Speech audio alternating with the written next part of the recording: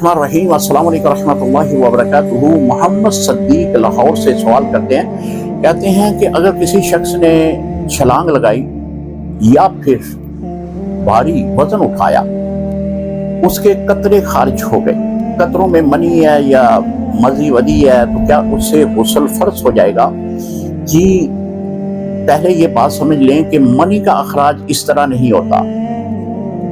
Money के लिए शहवत ये ज़रूरी है, शहवत के साथ मनी का अखराज होता है।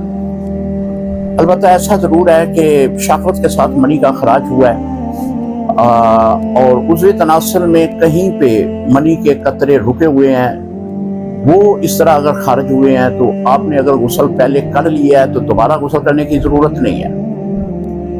अगर ऐसा नहीं हुआ तो फिर ऐसे में मनी खारिज नहीं होती।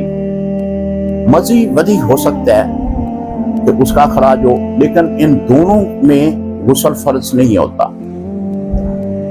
अस्सलाम वालेकुम रहमतुल्लाहि व बरकातुहू।